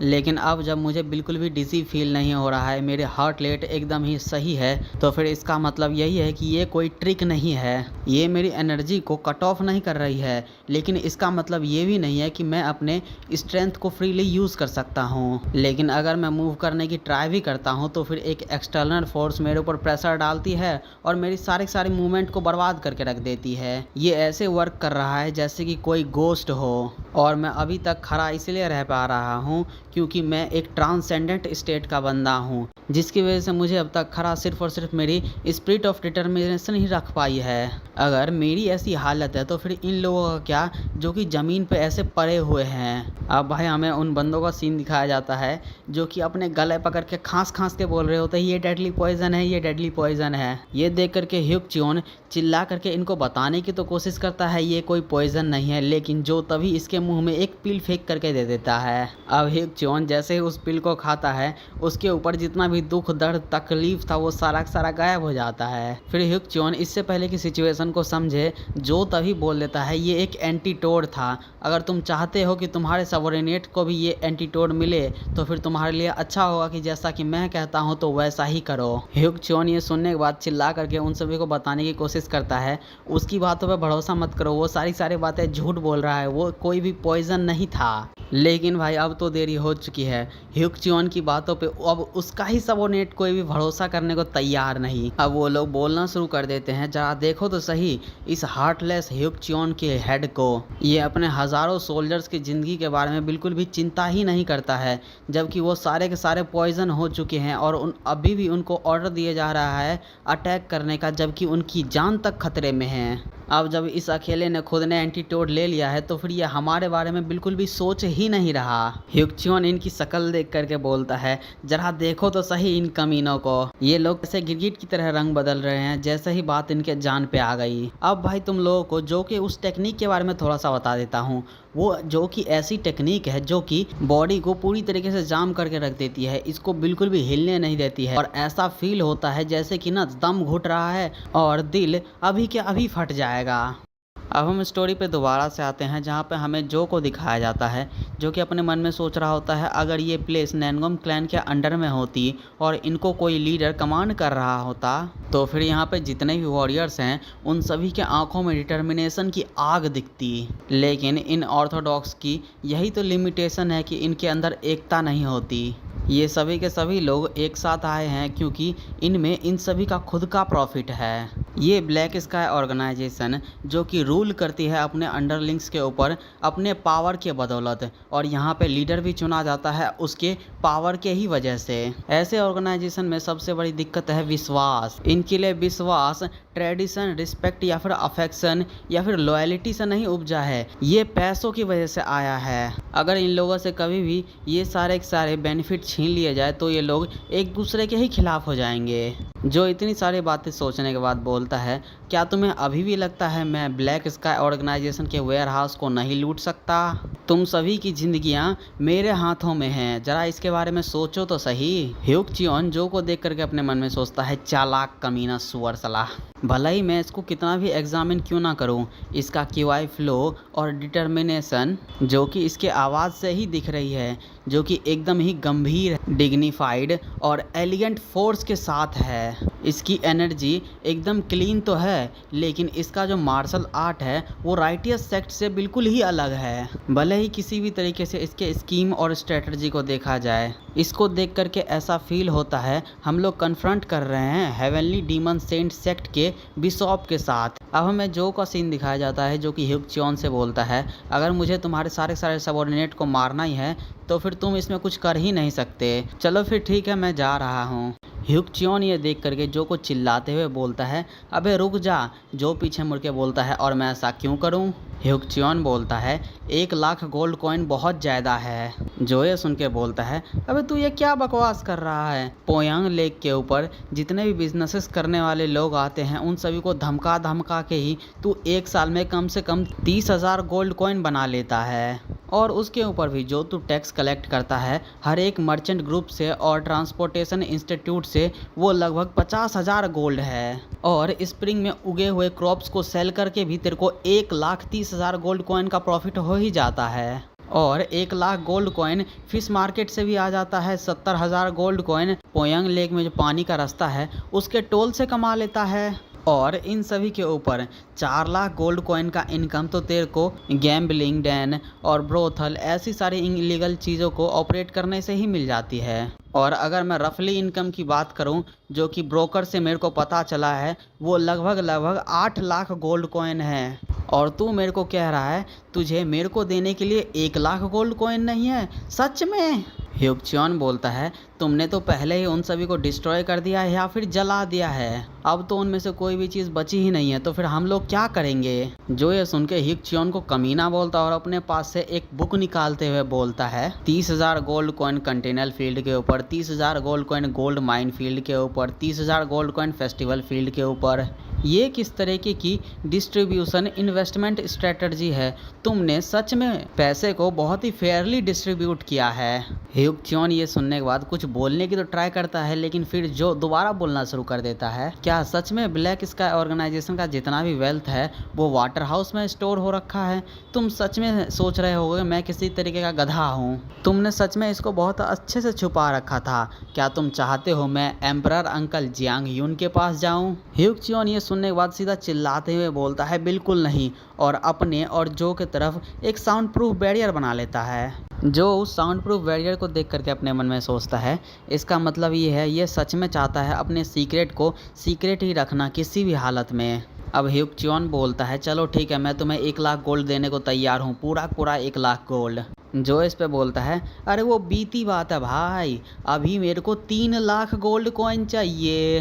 ह्यूक्चॉन 3 लाख गोल्ड कॉइन के बारे में सुन के अपने मन में सोचता है ये 3 लाख गोल्ड कॉइन हमारे ब्लैक स्काई ऑर्गेनाइजेशन के एनुअल इनकम का बिल्कुल आधा है। इवन अगर ये डिमांड भी नहीं रखता तो भी हमारे सारे वेयर हाउस तो पहले ही चले गए थे, तो फिर ये भी लॉस सब्सटीट्यूट किया जा सकता है। लेकिन उसमें भी सबसे पहले और सबसे ज़रूरी बात, तेरा ये बार करने वाले मुंह को सबसे पहले शांत करना पड़ेगा, जो कि हमेशा ही अपने एम्परर अंकल के बारे में बात करता रहता है। ह्यूक्चॉन ये सोचने के बाद बोलता है चलो ठीक है, मैं अग्री हूँ और मुझे वो एंटीटोड भी दो। जो ये सुन के बोलता है ओह माय तुम मेरे को 3 लाख गोल्ड कॉइन देती है हबीबी, तो फिर हम तुमको ये एंटीटोड तो दे ही सकती है।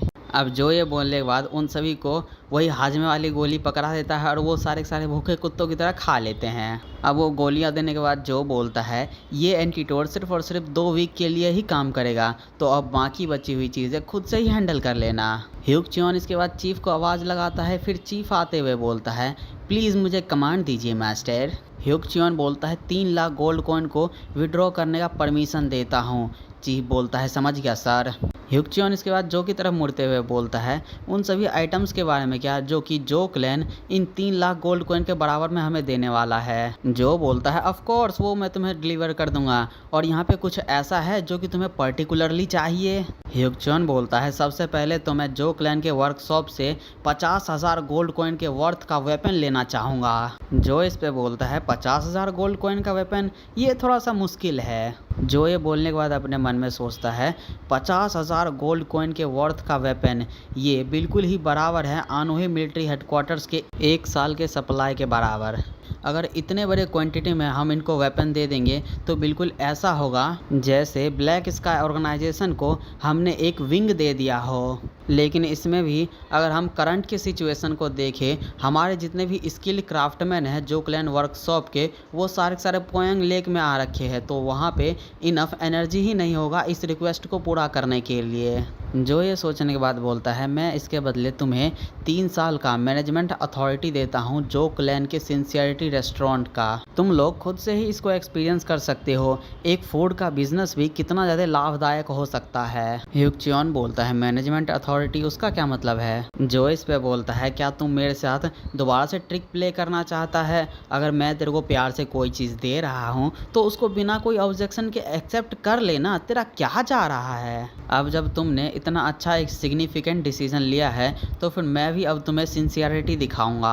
ह्यूक्चॉन बोलता है अगर तू मेरे साथ इनफॉर्मली ही बात कर रहा तो इनफॉर्मली ही बात कर, तेरे को इज्जत देने की ज़रूरत नहीं है तू लिटिल कमीने। जो बोलता है लेकिन मुझे ऐसा नहीं करना, मुझे आपसे इज्जत से ही बात करनी है। अब इसी के साथ इन दोनों का कांड यहीं पर ही ख़त्म होता है। अब जो हमें बताता है उस समय पे मुझे भी बहुत सारे दिक्कतों का सामना करना पड़ा। इस पोएंग लेक के जितने भी मर्चेंट हैं वो परिवर्तन को चाहते ही नहीं थे, जिसकी वजह से हमारे साथ उनका बहुत सारा छोटा छोटा क्लैशेस हुआ। लेकिन एक बार जब ब्लैक स्काई ऑर्गेनाइजेशन ने हमें विजिट किया तो सारी चीज़ें एकदम ही स्मूथली गई। 3 लाख गोल्ड कॉइन को जमा करने के बाद मैंने इमीडिएटली एक शिप को परचेज कर लिया, जिससे कि हम आयरन ओर को ट्रांसपोर्ट कर सके।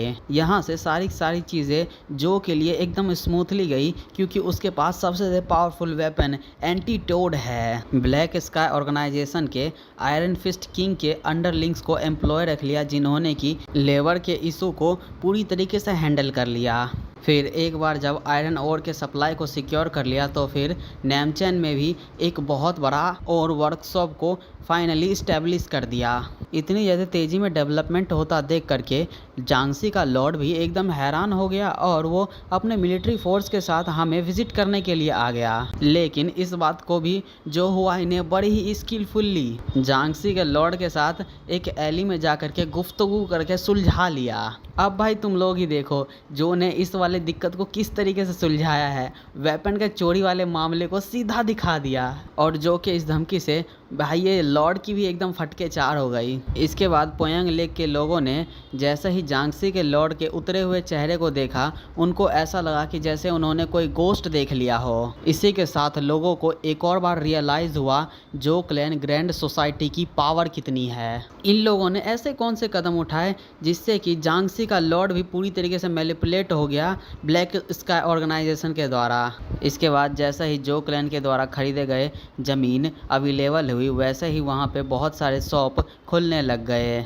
क्योंकि इनकी रेप्यूटेशन पोएंग लेक के आसपास पहले ही बहुत ज़्यादा ही बढ़ चुकी है। जो क्लैन की इंस जो कि फेमस है रिफ्रेशिंग स्वीट और माइल्ड फ्लेवर वाले कोल्ड टी के लिए, जो कि पेयर करके सर्व किया जाता है यूनिक कोल्ड नूडल्स के साथ, जो कि स्पेशली सी फूड के द्वारा बनाया जाता है। फिर आती है इनकी रिफ्रेशिंग सेंसेशन वाली स्पेशल आइस टी के साथ 6 लेयर वाली सुअरों के मीट के साथ सैंडविच, जो कि पूरी बॉडी में प्लेजर फैलाने का काम करती है। ऐसा लगता है जैसे ये कोई दूसरे वर्ल्ड का ही है। इसके बाद आती है स्पेशल अरोमा वाली क्लियर और कोल्ड डिस्टिल्ड दारू, जिसके की चर्चे 50 किलोमीटर दूर तक फैले हैं इसके रिमार्केबल रेपुटेशन की वजह से। लेकिन इन सभी के ऊपर भी जो लोग सबसे ज़्यादा चाहते हैं और जिनके बारे में कि सबसे ज़्यादा क्यूरियस है, वो है जो क्लैन के वर्कशॉप का क्लाउड कैरेज। इन्होंने आयरन वर्कशॉप के अलावा भी और वर्कशॉप को भी सेटअप किया है। बहुत सारे मर्चेंट, अपर क्लास के इंडिविजुअल, इवन ऑफिशियल्स भी, इनमें से जो भी लोगों की हालत है एकदम अच्छी खासी है, उन सभी ने क्लाउड कैरेज को परचेज करने के बारे में इंक्वायर कर लिया है। और इसी के साथ पूरा पोयांग लेक का एरिया हारमोनी में चलने को तैयार हो चुका है। अभी भाई थोड़ी देर में मैंने बहुत सारी बकवास करी है, मुझे पता है, लेकिन भाई तुम लोगों को पता तो होना चाहिए कि यहाँ पे पोयांग लेक में आखिर हालात क्या चल रहे हैं। इसको बिल्कुल ऐसा बना दिया है जैसा पहले हीफाई को बना दिया था जो ने। इसके बाद हमें जो और जीगल को बात करते हुए दिखाया जाता है, जहाँ पे जो बोल रहा होता है तो तुम्हारा कहने का मतलब ये है सिल्वर वो ऑर्गेनाइजेशन का लीडर यहाँ पे आया है। जो इसके बारे में अपने मन में सोचने लगता है, जब मैंने इसके बारे में एकदम डेस्परेटली सर्च किया तब तो ये एक बार भी दिखा नहीं, लेकिन अब ये पता नहीं कहाँ से आया और हमारे जो क्लैन के सामने आकर के खड़ा हो गया। मैनेजर ली इस पे बोलते हैं हम उसके बारे में करें क्या हम उसको इग्नोर कर दें। जो ये सुन के बोलता है हमारे पास कोई रीज़न नहीं है कि हम उसको इग्नोर करें, उसको मेरे पास लेकर के आओ। जीगल ये देख करके अपने मन में सोचता है अब जब हम लोग ब्लैक स्काई ऑर्गेनाइजेशन के साथ में काम कर रहे हैं उसकी टेरिटरी में और उसके साथ प्रॉफिट को भी बांट रहे हैं, तो फिर ये कैसे सिल्वर वो ऑर्गेनाइजेशन को इतनी कैजुअल तरीके से वेलकम कर सकता है। मैनेजर ली जो की बातों पे बोलते हैं चलिए ठीक है सर, मैं उसको अभी अंदर लेकर के आता हूँ। अब थोड़ी देर बाद वो सिल्वर वो ऑर्गेनाइजेशन का बंदा अंदर आ जाता है, जहाँ जीगल उसको ग्रीट करते हुए बोलता है अलायंस स्मॉल सेक्ट नहीं, मैं जीगल क्लैन से ग्रीट करता हूँ आपको। इस पर कि वो बंदा बोलता है, मैं सिल्वर बो ऑर्गेनाइजेशन का लीडर हूँ। और क्या तुम ही जो हुआई हो, जो क्लैन ग्रैंड सोसाइटी का रिप्रेजेंटेटिव? जो बोलता है, हाँ हूँ तो क्या। वो बंदा ये सुनते ही जो के ऊपर एक चाबुक जैसे वेपन से अटैक करते हुए बोलता है, मैं अलायंस का एक मेंबर और सिल्वर वो ऑर्गेनाइजेशन का लीडर तुम्हें इंस्पेक्ट करने के ड्यूटी से आया हूँ। अलायंस के द्वारा दिए गए इस रेड रोप को रिसीव करो, जो क्लैन ग्रैंड सोसाइटी के रिप्रेजेंटेटिव जो हुआई। जो ये सुन के उस विप को एक हाथ से ही पकड़ लेता है। ये देख करके ऑर्गेनाइजेशन का लीडर हैरान होते हुए अपने मन में सोचता है, इसने सिल्वर वो विप को अपनी नंगी हाथों से पकड़ लिया, जिसको कि बनाया गया था फॉर्ज स्टील और सेलेस्टियल सिल्क का यूज़ करके। अब जो बोलता है, हे मैं क्या किसी तरीके का इविल सेक्ट का कोई कमीना हूँ? तुम ये अचानक से क्या क्या हरकतें करने लग गए हो? लीडर बोलता है, मैं बस ये कंफर्म करने के लिए आया था, ब्लैक स्काई ऑर्गेनाइजेशन के जो एग्जीक्यूटिव्स हैं वो जो क्लैन रेस्टोरेंट के एक लोकल ब्रांच को ऑपरेट कर रहे हैं। ये हरकत पूरी तरीके से वॉयलेट कर रही है राइटियस सेक्ट और अनऑर्थोडॉक्स सेक्ट के प्रिंसिपल को, जो कि है हमारे अलायंस के अंदर कोई भी फ्रेंडशिप नहीं होगी ईविल सेक्ट के साथ। तो मैं तुमको ये एडवाइस करूँगा कि तुम हमारे साथ हमारे इंस्पेक्शन में कोऑपरेट करो। लीडर की बात पे जीगल और जियांगो दोनों ही हैरान हो जाते हैं। जो इधर अपने मन में सोचता है, राइटियस सेक्ट और अनऑर्थोडॉक्स सेक्ट एक दूसरे के काम में बिल्कुल भी उंगल नहीं करते हैं और ना ही ये लोग एक दूसरे के साथ फ्रेंडशिप बनाते हैं। इसका मतलब ये है हमें सेक्ट के साथ भी कोई गहरा रिलेशनशिप नहीं बनाना चाहिए। जो ये सोचने के बाद बोलता है, नहीं, तुम जितने भी अलायंस के स्टैंडर्ड्स हैं वो सारे के सारे हम जैसे एक इंडिविजुअल मर्चेंट के ऊपर क्यों थोप रहे हो? लीडर ये सुन के बोलता है, इंटरेस्टिंग, क्या तुम सच में इस बात से डिनाई करने वाले हो नैनगोम क्लैन राइटियस सेक्ट से बिलोंग करती है? जो भाई ये सुनते ही एकदम गुस्से में उसको एकदम डेथ स्टेयर देता है, क्योंकि भाई जो के जितने भी बिजनेसेस चलते हैं वो उसके खुद के हैं, इसमें नैनगोम क्लैन का तो कुछ हाथ ही नहीं है। लेकिन ये बंदा सीधा सीधा जो क्लैन को नैनगोम फैमिली का एक हिस्सा बता रहा है। नाउ अब हम कन्वर्सेशन पे दोबारा से आते हैं, जहाँ पे जीगल बोलता है, तुम हमारे चेयरमैन के ट्रू इंटेंशन से अवेयर नहीं हो। ये सभी की सभी चीज़ें जो हम कर रहे हैं ये एक पॉइजन की तरह एक्ट करेगा ब्लू स्काई ऑर्गेनाइजेशन में। हमारा रियल एम। जीगल इतना बोलता है कि लीडर उसको बीच में रोक देता है और बोलता है, मेरे को कोई इंटरेस्ट नहीं है तुम्हारे इंटेंशन के बारे में जानने का। अभी के टाइम पे सिर्फ और सिर्फ एक ही चीज़ मैटर करती है और वो ये है कि तुम अपने प्रॉफिट को उन बंदों के साथ शेयर कर रहे हो। इसके बाद जियांगो भी बोलता है, मैं नैनगोम क्लैन से नैनगोम जियांगो हूँ। ये ऐसा बिल्कुल भी नहीं है कि हम अलायंस की अथॉरिटी को डिनाई करने की कोशिश कर रहे हैं। ऐसा देख करके लगता है कि तुम्हें किसी तरीके की मिसअंडरस्टैंडिंग हो गई है। लीडर बोलता है, मिसअंडरस्टैंडिंग? जियांगो बोलता है, जो क्लैन ने ब्लैक स्काई ऑर्गेनाइजेशन के बहुत सारे वेयर हाउसेस को तबाह करके रख दिया है, जिसकी वजह से उनको एक बहुत भारी लॉस हुआ है। और उससे भी ऊपर जो क्लैन ने मैनेज कर लिया है 3 लाख गोल्ड कॉइन को उनसे लेने का। क्या इनमें से कुछ भी ऐसा है जो कि अलायंस को हार्म कर रही हो? ये तो एक्चुअली में हमारे लिए एक एडवांटेज की तरह है। लीडर जियांगो की बात पे हंसते हुए बोलता है, ये देखना कि honourable junior sword master Namgung clan का अभी किस तरीके से गोल्ड और बेनिफिट की तरह बात कर रहा है, ये ट्रूली दिखाता है कि तुम एक मर्चेंट बन चुके हो। जियांगो ये सुनते ही गुस्सा होते हुए बोलता है, अगर तुम बार बार ऐसे बीच में बोल करके तीनों क्लैन के ओनर को ठेस पहुंचाने की कोशिश करोगे तो मैं बिल्कुल भी टॉलरेट नहीं करूंगा। लीडर ये सुनते ही और भी गुस्सा होते हुए बोलता है, क्या नैनगोम क्लैन ने हाल ही में अलायंस की जितनी भी अथॉरिटी है उसको अनदेखा करने की कोशिश नहीं की है? जो ये सिचुएशन देख करके बीच में खुद आता है और बोलता है, सिल्वर वो ऑर्गेनाइजेशन के लीडर। लीडर बोलता है, बोलो।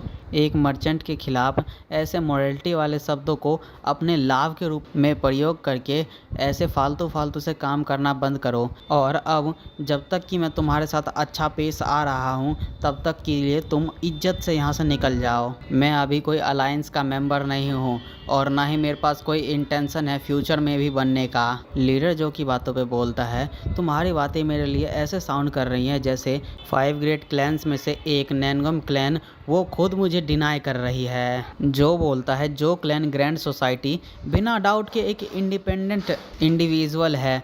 आखिर तुम बार बार हमारे कन्वर्सेशन के बीच में नैनगॉम फैमिली को क्यों इंक्लूड किए जा रहे हो। लीडर बोलता है अच्छा तो तुम अभी भी जिद्दीपना करने की सोच रहे हो। क्या तुम्हें सच में अभी भी समझ में नहीं आ रहा है अलायंस के अथॉरिटी को रिफ्यूज़ करने का मतलब क्या होता है। जिस मूवमेंट पे तुमने अलायंस को रिफ्यूज़ किया उसी मूवमेंट से तुम और ये नैनगॉम फैमिली 10 प्रेस्टिजियस फैक्शन और 5 ग्रेट क्लैंस के एनिमी बन जाओगे। तुम्हारे सारे सपोर्ट और इंटरैक्शन उन सभी से सीज कर दिए जाएंगे और तुम्हारा ओनर पूरी तरीके से ज़मीन में मिल जाएगा।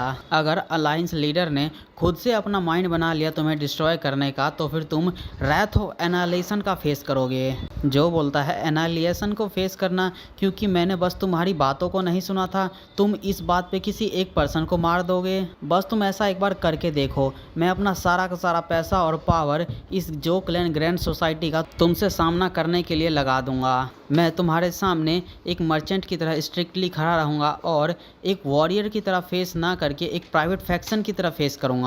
मैं तुम्हें गारंटी देता हूँ अगर चीज़ें अच्छी चलती है तो कम से कम मुझे 2 जनरल तो अकम्पनी करेंगे ही करेंगे। और साथ में ऐसा भी हो सकता है कि रॉयल फैमिली भी खुद इसमें एक्शन ले।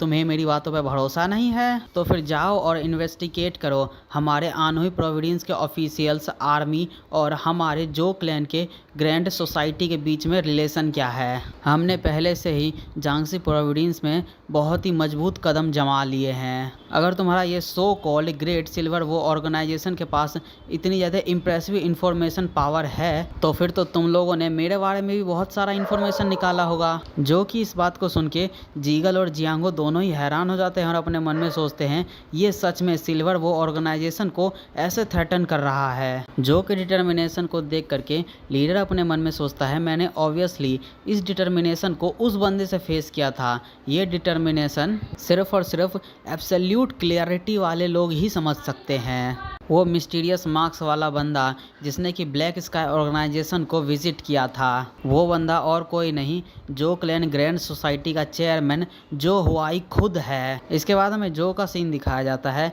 जो कि उसने भी रियलाइज़ कर लिया होता है ऐसी एक यूनिक वेवलेंट इसने पहले भी फील करी थी। इसके बाद जब जो उसको अपने कैलकुलेशन की पावर से एनालाइज करता है तो खुश होते हुए अपने मन में सोचता है मुझे पहले से ही पता था मैंने ये इनर स्ट्रेंथ की वेवलेंथ पहले भी फील करी है। जो ये सोचने के बाद बोलता है तो ये तुम हो। लीडर बोलता है आखिर तुम सडनली क्या बोल रहे हो। जो इस पे हंसते हुए बोलता है राइटियस सेक्ट अलायंस सच में बहुत ज़्यादा ही अमेजिंग है लेकिन फिर भी क्या हो अगर तुम एक्सपोज हो गए तो फिर तुम आगे क्या करने वाले हो। उन्होंने तो सिंपली अपने एक सबॉर्डिनेट को हेल में ही फेंक दिया है। क्या मार्शल अलायंस ने तुम्हें नहीं भेजा है मिस्टर हेवनली डार्क असैसन। ये नाम सुनने के बाद ये दोनों हैरान होते हुए बोलते हैं हेवनली डार्क असैसन वो कौन है। लीडर जो की बात सुनते ही एकदम पानी पानी हो जाता है फिर अपने मन में सोचता है राइटियस सेक्ट अलायंस ने 10 सालों की कड़ी मेहनत की है बस एक स्पाई को ब्लैक स्काई ऑर्गेनाइजेशन में छुपाने के लिए। बहुत सारे कनेक्शंस को बनाने के बाद और अपनी लाइफ को रिस्क में डालने के बाद उन लोगों ने फाइनली किसी तरीके से मैनेज कर लिया एक कैरेक्टर को तैयार करने में और वो भी बहुत सारे मुश्किलों का सामना करके और उस कैरेक्टर का नाम है हेवनली डार्क असैसन। इसके बाद उन लोगों ने बड़ी मेहनत और मशक्क़त करके उन लोगों के हार्ट को जीता और उन लोगों को चमत्कार वाला धोखा दिया। बाहर की दुनिया के लिए ये है सिल्वर वो ऑर्गेनाइजेशन का लीडर और डार्क ऑर्गेनाइजेशन वालों के लिए हेवनली डार्क असैसन। और अगर ये इन्फॉर्मेशन बाहर की दुनिया को पता चल गया तो बस उस बंदे की जान को ही खतरा नहीं होगा बल्कि अलायंस के रेपुटेशन भी बहुत ज़्यादा ही गिरेगी और इसका इन्फ्लुएंस भी बहुत ज़्यादा ही कम हो जाएगा और इसके साथ ही साथ में पूरी सिल्वर वो ऑर्गेनाइजेशन ही खतरे में पड़ जाएगी। अब भाई हमें ये लीडर के टेक्निक के बारे में बताया जाता है जो कि बहुत ज़्यादा ही वियर्ड होती है और ये जो इंटरनल एनर्जी वाली टेक्निक है जो कि लीडर ने मास्टर कर रखी है वो एक एंसेंट मार्शल आर्ट है जो कि पास्ट एरा से आया हुआ है। ये एक ऐसी सीक्रेट टेक्निक है जो कि स्कारलेट डीमन इमोर्टल क्लैन के एंसेस्टर को मिली थी जो कि 8 बड़े हेवनली डिमोनिक पाथ वाले क्लैन में से एक क्लैन थी। ये वंश के भीतर तकनीकों के प्रभाव के विपरीत था। ये बिल्कुल ही इम्पॉसिबल है कि कोई बंदा इस एंसेंट टेक्निक को रिकॉग्नाइज कर ले जिसने कि ट्रायल्स ऑफ टाइम को भी सह लिया है। आखिर ये जो हुआई है कौन जिसने कि इस जैसे एक एंसेंट टेक्निक को रिकॉग्नाइज कर लिया है। जो इसके बाद बोलता है तुम्हारे स्किल का जो लेवल है वो बहुत ज़्यादा ही रिमार्केबल है, क्योंकि जिस कल्टीवेशन टेक्निक को तुम मेरे अगेंस्ट में यूज़ कर रहे हो वो कोई एवरेज सी टेक्निक तो नहीं है। इसके बाद पीछे से जीगल बोलता है ये हेवनली डार्क असैसन कौन है। जो बोलता है तुम्हें इसके बारे में पता नहीं है, ये एक हिडन मास्टर है जो कि सीक्रेटली ट्रेन हुआ है राइटियस सेक्ट अलायंस के मास्टर्स के द्वारा। ये उनका सबसे ज़्यादा ट्रस्टेड बंदा था जब तक कि इसने ब्लैक स्काई ऑर्गेनाइजेशन के लिए उनको धोखा नहीं दिया। रुको जरा, अगर हेवनली डार्क असैसन लीडर है सिल्वर बो ऑर्गेनाइजेशन का तो फिर इसका मतलब ये नहीं है राइटियस सेक्ट अलायंस को पहले से ही ग्रीन कोलिजन प्लान के बारे में एडवांस में पता था। वाह देखो तो सही, ये मैटर तो और भी ज़्यादा इंटरेस्टिंग पे इंटरेस्टिंग होता जा रहा है। जीगल इसके बाद चिल्लाते हुए बोलता है क्या जो सही बोल रहा है मेरे को आंसर दो। जीगल इसके बाद अपने मन में सोचने लगता है क्या इसका मतलब ये है अलायंस ने फिर भी मेरे को नैनगम क्लैन में भेजा जबकि उनको पहले से ही ब्लैक स्काई ऑर्गेनाइजेशन के प्लान के बारे में पता था। जो बोलता है अगर हेवनली डार्क असैसन की आइडेंटिटी सभी के सामने एक्सपोज हो जाती है तो फिर तो ये बताने वाली बात ही नहीं है वो सारे कमीने ब्लैक स्काई ऑर्गेनाइजेशन वाले वो सारे अपनी माँ के लिए रोने वाले हैं मेरे से डील करने के बाद। क्या हमें इस बात को बैटल फील्ड तक लेकर के जाना चाहिए? तुम इसके बारे में क्या कहते हो? वाह जरा इसके बारे में सोचो तो सही, मुझे तुम्हारी जगह पे होने में ही एक किलर वाला गूज बम्स आ रहा है। नैनगोम ह्यून और जीगल क्लैन के चीफ सिल्वर बो ऑर्गेनाइजेशन के लीडर है। इस बात को सोचने से ही मेरा मन ऐसा कर रहा है उन सभी के गलों को काट करके रख दूं। अब भाई जो कि ये बात सुनते ही ये लीडर भड़क जाता है और गुस्से में अपनी तलवार निकालते हुए फाइट करने को तैयार हो जाता है। जो ये देख करके हैरान होते हुए अपने मन में सोचता है सिट, ये बंदा ऐसा लग रहा है ब्लू स्काई स्वॉर्ड्समैन से भी ज़्यादा स्ट्रॉन्गर है। इसकी है इंटेंस डिमोनिक एनर्जी, लेकिन भले ही ये कितना भी स्ट्रॉन्ग क्यों ना हो सैडली ये मेरे को टेक डाउन करने के लिए काफ़ी नहीं है। जो ये सोचने के बाद लड़ने के लिए अपना तलवार भी निकालते हुए चिल्लाता है सारे के सारे यहाँ से बाहर चले जाओ। जो कि ये बोलने के बाद ही लीडर और जो एक दूसरे के ऊपर अटैक कर देते हैं जिसकी वजह से वो सारा फ्लोर एक धमाके से पूरी तरीके से तबाह और बर्बाद हो जाता है। इसके बाद हमें दिखाया जाता है उन दोनों के अटैक से वो घर जो कि होता है बीच में से टूट के उड़ने लगता है, लेकिन फिर भी ये दोनों बिना किसी चिंता के आपस में लड़े जा रहे होते हैं। दूसरी तरफ इन दोनों की फाइट के चक्कर में भाई इनकी हालत ख़राब हो रखी होती है। इसके बाद हमें लीडर का सीन दिखाया जाता है जो कि वो एक और पावरफुल अटैक करने को तैयार हो जाता है। ये देख करके जीगल चिल्लाते हुए बोलता है अब ये सब क्या बकवास चले जा रहा है। इसके बाद हमें जो का सीन दिखाया जाता है जो कि लीडर के आसपास से निकल रहे डिमोनिक एनर्जी के प्रेशर को जो कि बिल्कुल लाइनों जैसे निकल रही होती है उसको देख करके इम्प्रेस हो रखा होता है। इसकी ये टेक्निक को देख करके जो भी अपना एनलाइटमेंट वाली टेक्निक का यूज़ करता है heavenly sword flow earth technique void that devour everything under the heaven. अब हमें दिखाया जाता है जो ये टेक्निक यूज़ करता है उस वाले टेक्निक से एक ब्लैक होल जैसी चीज़ निकलती है और इसके ऊपर जब ये लीडर अटैक करता है तो इसी का सॉर्ड वैनिश हो जाता है। लीडर ये देख करके बोलता है सॉर्ड गॉड। जो ये सुन के हैरान होते हुए अपने मन में सोचता है क्या इसने इस टेक्निक को रिकॉग्नाइज कर लिया।